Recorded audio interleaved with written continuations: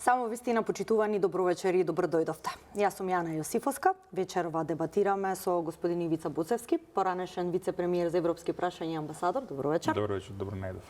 И Петар Арсовски, политички аналитичар, добар познавач за состојбите во и надвор од земјава. Добро вечер и за вас. Добро вечер, фала на поканата.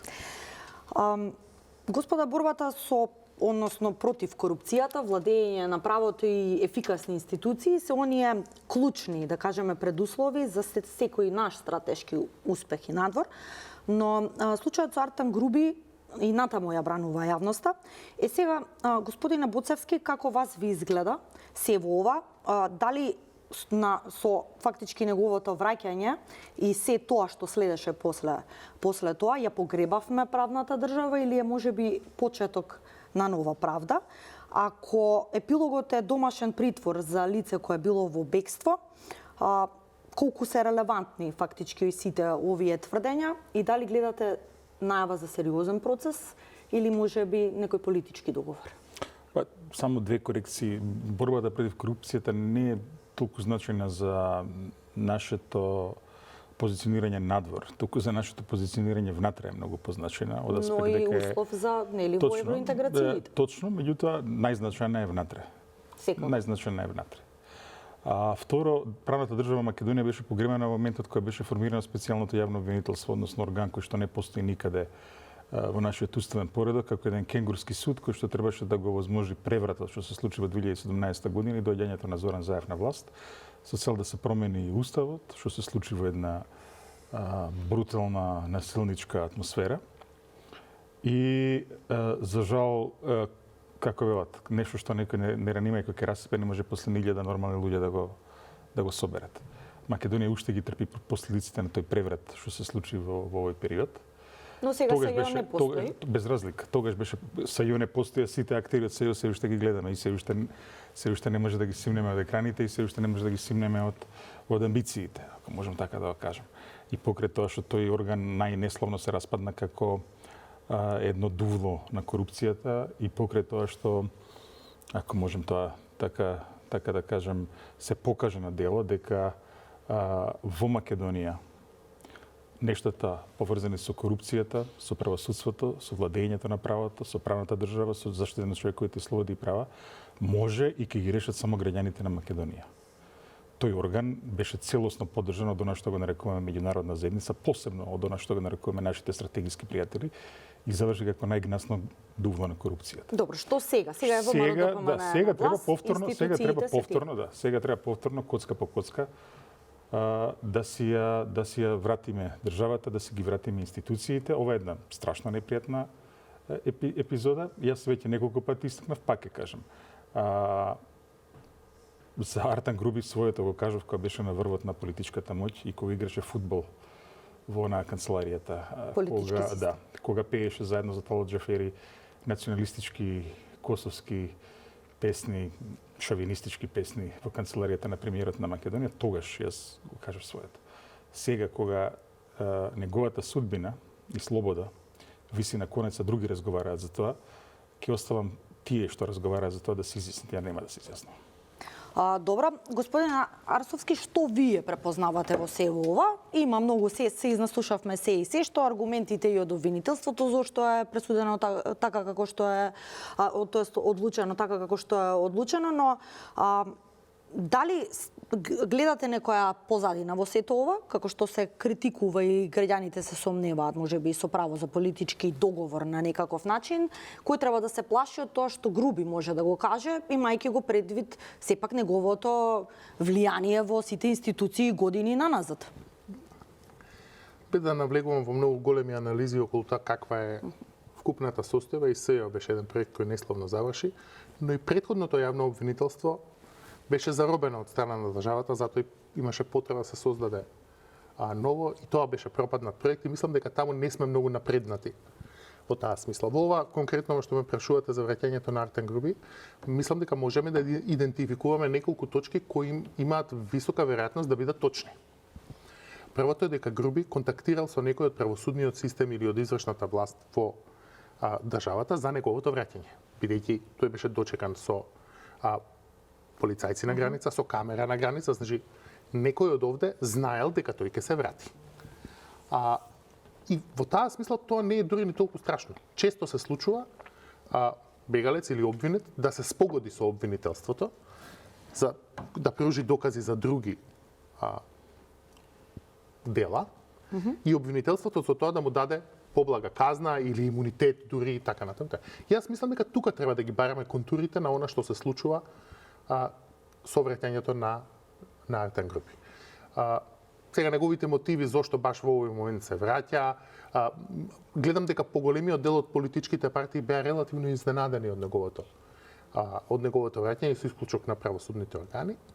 Мислам дека требаше обвинителството да биде малку потранспарентно околу причините зошто му е заменет ефективниот притвор со домашни. Но тие се повикуваат на тие извештаи од АНБ и МВР дека нели наводно не можело да му се гарантира безбедност во Шуд. Се е тоа окей, ама државата најдобро може да му гарантира безбедност во затвор и во притвор, каде што може да го изолира, каде самиот затвор и притвор е чуван, каде може да му го ограничи контактот со други. Тој сигурно е помалку безбеден дома одошто во притвор.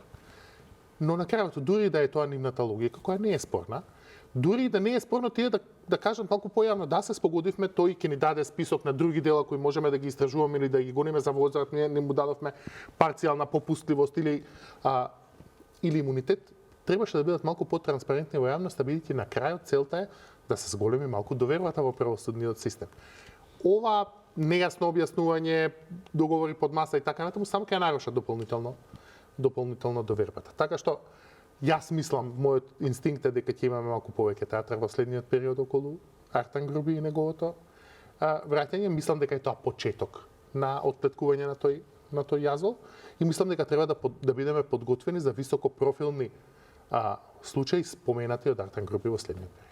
Да, тоа е на некаков начин и главното прашање. Господине Буцевски, кој според вас треба да стравува од се оно што има Груби да го каже? Доколку еве хипотетички изборуваме една од причините на неговото враќање всушност е некаква спогодба за вклучително и милионскиот криминал. Премногу хипотези има во вашето прашање за да можам да одговорам. Добро, како ви изгледа? Тоа се релевантни прашања во јавност што се поставуваат, ги поставувам и јас. Точно, меѓутоа без разлика. Мислам дека на овие прашања треба да одговара некој од правната фела, не јас. Во однос на Груби, како што реков, јас можам да зборам за неговиот политички ангажман. Колку сметате дека ова ќе се одрази од политички аспекти на самата стара гарда во ДУИ, да кажеме? Од политички аспект токму најиндикативно е соопштението на ДУИ околу опсењето на Артан Груби. Искрено ДУИ постои некаде, добро, со се учека од 2001 година. Јас по граѓанско, по цивилизирано соопштение од ДУИ немам видено. Соопштението е буквално како да се Уставниот суд на Норвешка, кој што бил замолен од Уставниот суд на Швајцарија, зборува за нешто се случило таму во Белгија пред 30 години и дава некој си свое мислење. Значи тука нема никаков сентимент, нема никаква политика, напротив има еден вид на една многу убава лекција по граѓанско воспитување и граѓанска култура, што самото по себе кажува дека нешто се случувало во позадина околу таа партија и околу неговото доаѓање. Што ќе видиме понатаму. Во политиката е едноставно. Ништо не може да се сокрие. Се излегува на виделина порано или подоцна. Ке видиме во овој случај. Во секој случај правдата е бавна секаде. Никогаш нема брзи резултати. Секој процес, барем ваков процес како што обвинет Артан Груби, никогаш во ниту една земја во светов не траел под 2, 3, 5 години и така натаму. И мислам дека полека треба да се навикнуваме и како јавност на такви работи. Правдата е бавна, тропнува на врата. Ке видиме. Еве, манипулите во Италија почна во 1994 година, уште се судат. Меѓутоа правдата дојде. Но правдата дојде во смисол дека целокупниот политички систем што постоеше пред 1994 година во Италија веќе не постои. Да, тука е прашањето веќе нема ниту една политичка партија на сцената која што постоеше пред 1994 година. Токму заради делувањето на италијанските обвинителства и на италијанското судство. Да, тука е прашањето и сме гледале и од високопрофилни судења застарување на предмети, па сега сите се осомничени или осудени се шетаат слободно и тоа е една од од главните забелешки во јавноста. Арстовски, уште малку на тема во овој однос што го прашав и господинот Боцевски. Дали можеби во ова гледате на некаков начин влијание од надвор, односно моментумот сега, колку влијание имаше и ставањето на Груби на црната листа на САД, дали можеби на некаков начин има влијание и меѓународната заедница да изврши притисок за чистење на теренот и ајде расчистување со таа стара гарда на Дуи, така да ја наречем? Теоретски е тоа возможно, но сепак мислам дека вистинскиот дил, ако можеме така да го наречеме, е направен помеѓу Груби и властите тука правосудни, истражни и така натаму. И на крајот на краиштата тој дел не е спорен. Не е спорен меѓународната заедница да направи притисок да нема бегалци многу од правдата, сите бегалци кои се избегани од правдата да се вратат, и тоа отвара други дилеми за понатака, веќе Груби не е единствениот бегалец од правдата во Македонија. Има исто така поранешни функционери. Проблемот тука е впечатокот кој го остава целиот процес и начинот на кој тој се води. Видете, на крајот обвинителството, па и истражните органи имаат право да се пазарат со Артан Груби, ако неговото враќање направи некаква правосудна мала цена, но направи поголема правосудна добивка. Ако враќањето на Артан Груби овде донесе зголемување на правдата, па дури и со негово посочување на евентуални дела и луѓе кои биле вклучени, и тоа донесе до некако расчистување и во јавната администрација, и во ДУИ, и во други политички партии, не е важно каде, тогаш целиот процес има смисла. И јавноста ќе каже, во ред, ние имаме сега со враќањето на Артан Груби повеќе правда одошто со неговото бегање. Но ако се заврши на куќен притвор, застарени дела, фрлање многу магла во јавноста, индиции кои почнуваат со истраги кои не завршуваат никаде, и обвиненија кои почнуваат и завршуваат скоро секогаш со застареност, и сите се шетаат без да им фали пердув од капата, така да речеме, тогаш тоа ќе биде вкупно губиток за македонскиот правосуден систем, и тој ќе биде оценет како таков и од меѓународната заедница, зашто веќе имаме се посериозни и посериозни коментари. Само за ова, значи меѓународната заедница која спомнуваме веќе, кој е најсликан член на владата на Димитар Ковачевски, на Зоран Заев со меѓународната заедница? На кој министер му се редеа сите амбасадори? И од ЕУ, и од Соединените американски држави, и од сите други земји. Артан Груби, па кој се? И сега да се крстиме дека таму ќе дојде, мислам, малце ми е илузорно, морам да кажам. Ајде.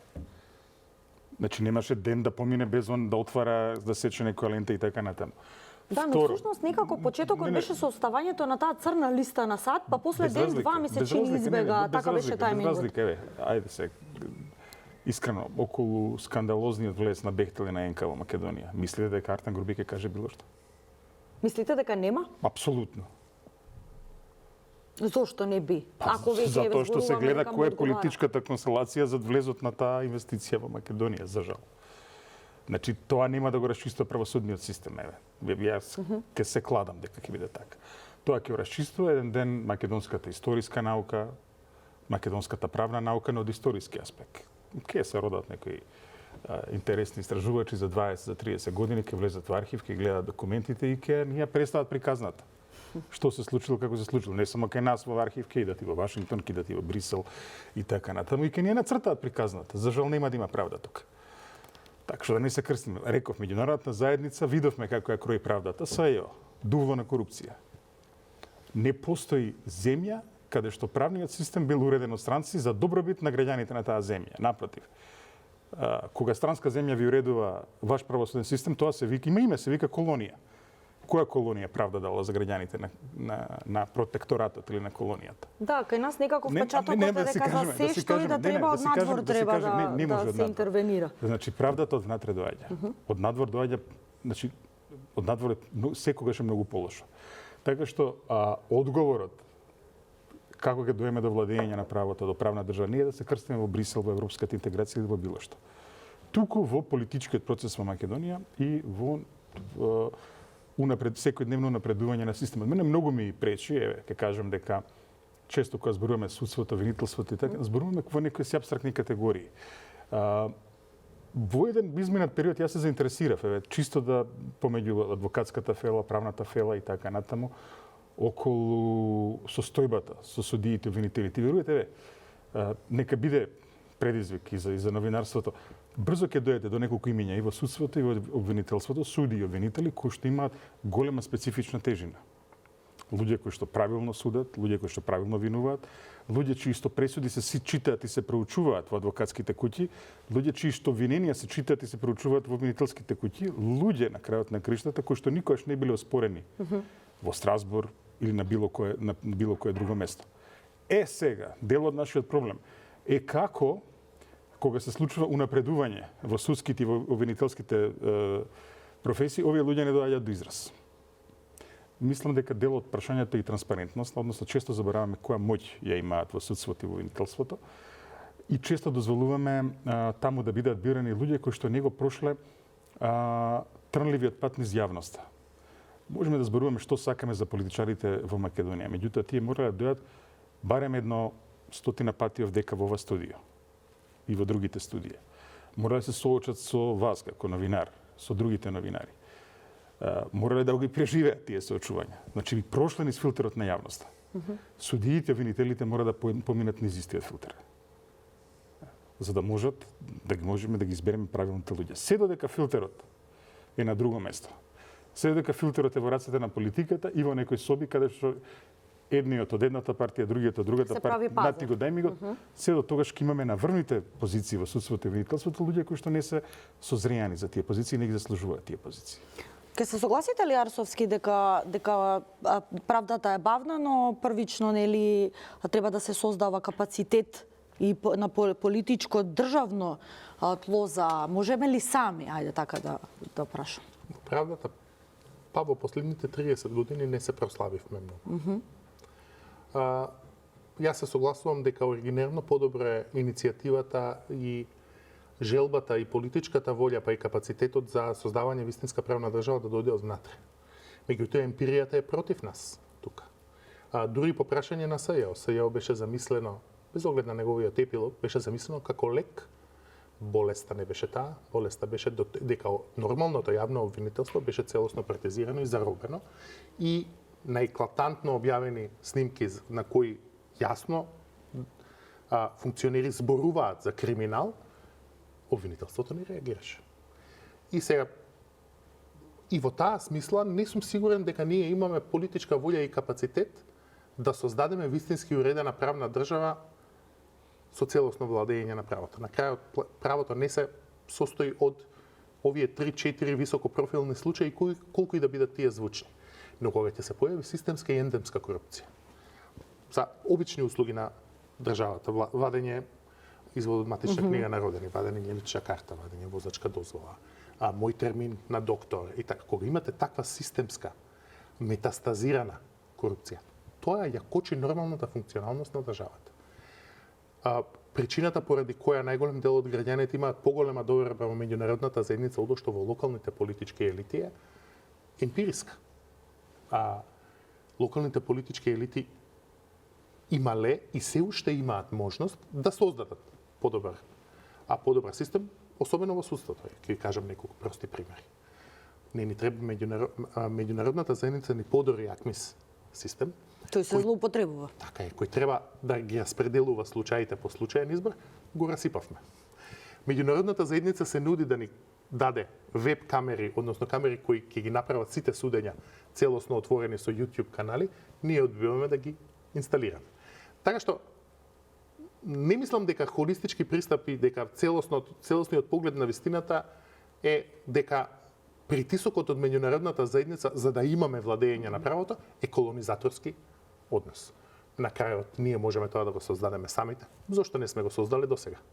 Не сме го создале и не гледам дека се подобрува ситуацијата. Напротив, мислам дека сега имаме помалку доверба во судството од било кога претходно. И нормално е дека луѓето ќе посегнат по доверба од меѓународната заедница, бидејќи сакаат владење на правото, а не гледаат дека некој дома може тоа да им го обезбеди. Да. Нема, согласам со ова, дека немаме капацитет. Види, во 1945 година, која е второто заседание на АСНОМ, во Македонија има 190 луѓе со факултет.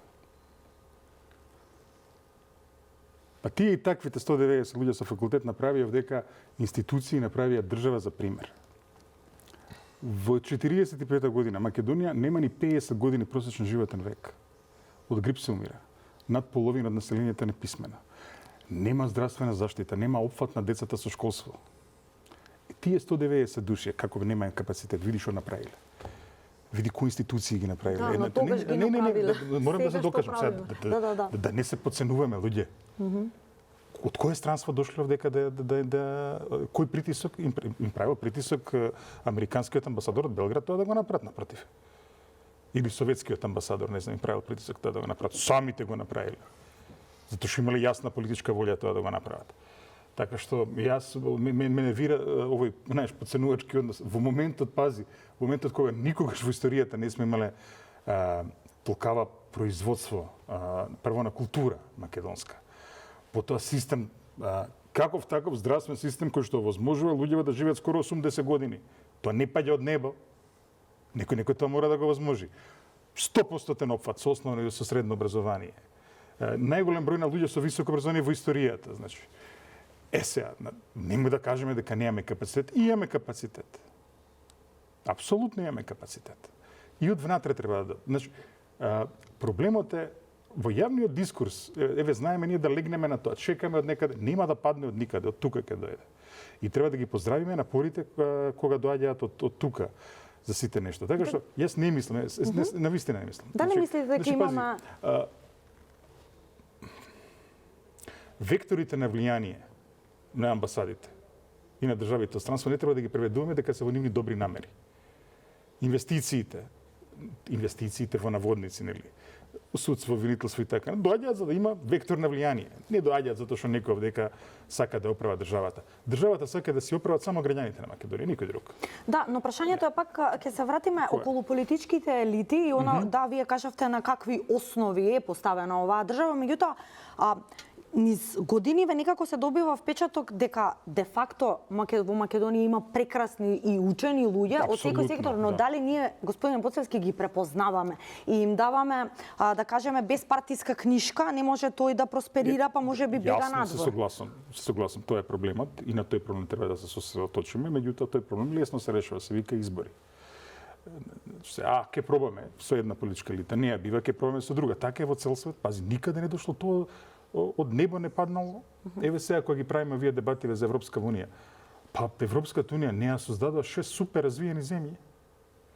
Европската унија создадува 6 тотално разорени земји. Што без американска помош не може да си го прехранат населението. Кај што луѓе им мрзнеа по улици кога ја направи Европската унија. Зборам за Франција, Германија, Италија, Белгија, Холандија и Луксембург. 51 година на што личат тие земји. Значи, не паѓа преку ноќ, не паѓа тоа преку ноќ. Значи, тоа апсолутно имаме капацитет. Значи, меѓутоа, тоа доаѓа со макотрпна и со секојдневна работа да се турне малку системот. Ако, еве, јас, Пеџа, вие, се здобиете со некој влијание во некој сегмент на системот, вашата борба е вашата околина да ја подобрите, да ја направите во однос на тие стандарди. Па некој друг што ќе ве наследи да може да турне таа борба понатаму. Бавно и да работите, знам. Пребавно може би за очекувањата, меѓутоа да се фокусираме на тоа. Чекањето странците да ни ги решат работите, меѓународната заедница, европската интеграција никаде не води. Еве го примерот. Кога меѓународната заедница ви ги решува проблемите, завршувате во СЈО. Не иде тоа така. Расовски, имаме ли ова што го зборуваме капацитет да или пред се е партиска политичка припадност, па се е останата како што сме гледале, за да може воопшто човек да функционира? Ами јас би сакал да видат работите таквите кои што ги опишува Ивица. За жал, мислам дека реалноста не побива во тоа. И да, се согласувам дека Македонија имала многу помалку ресурси, пари, 1945, но имала желба и политичка волја. Јас таа гледам дека недостасува. Тука сме согласни, точно. Тука сме тоа е единствена политичка генерација на македонците. Нов Белград е изграден со лопати, со освојување мочуриште, но имало политичка волја, има работна акција и така натаму. Да, овој град нема ни 100.000 жители. Не можам да се согласам со тезата дека меѓународната заедница па и одредени амбасади не ни мислат добро. И дека дека немаме искрена помош од некој од нив. На пример, ќе ви кажам неколку податоци. Знаете ли дека американската амбасада во опрема за судство има инвестирано повеќе од него македонската држава? Па не верувам во Во тоа. последните 15 години Не верувам. стотици милиони евра. Види, тоа е прича за пиар. Се знае кој инвестира. Кој Барем во Соединетите Американски држави буџетите се релативно транспарентни. Добро, кој ги гради оние згради? Кој ги дава платите Дали- од судството и дали- обвинителството? Оној правен Со факултет, исклучок- кој го финансира? Велам со Америка ли го исклучок на финансира? платите. Например, меѓународната заедница ли не спречува да го користиме АКМИС систем? Не. Меѓународната заедница ли не спречува да ставиме веб камери?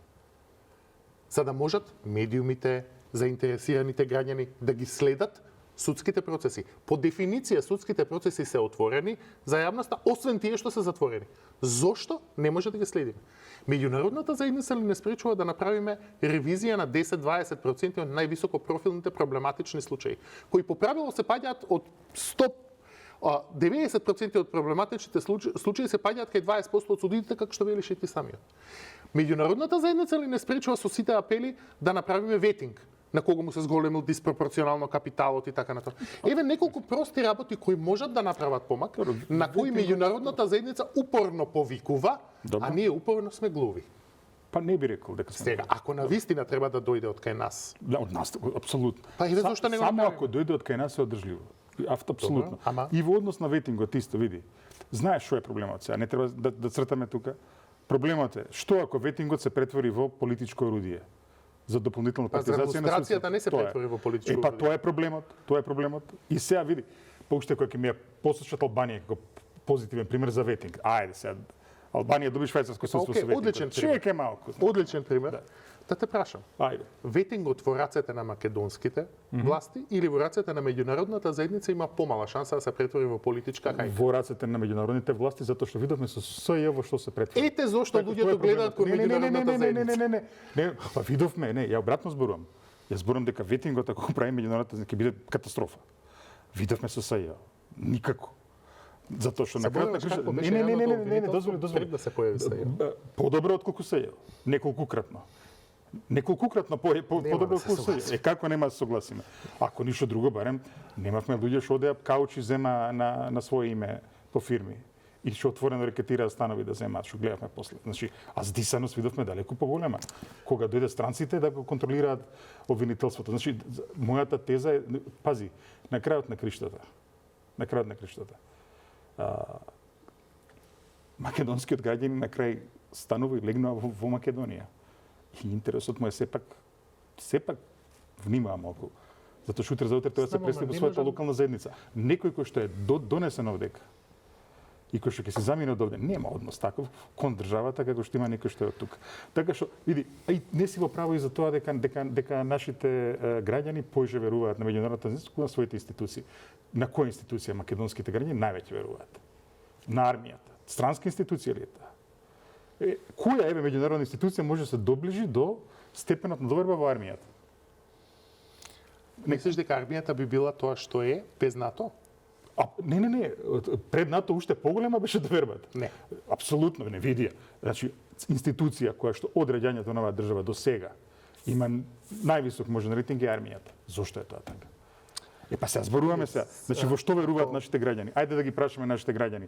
Веруваат поише во Македонија или во меѓународната заедница? Во Македонија веруваат, тука живеат, тука им е имото, тука им се децата, тука го замислуваат својот живот.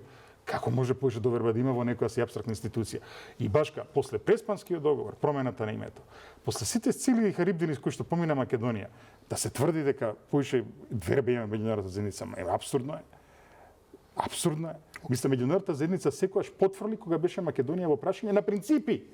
Не на, види, на принципи потврли. Прашањето е дали можеби не веруваат ни во меѓународната заедница, но ни во спорно, но- државните институции и државата.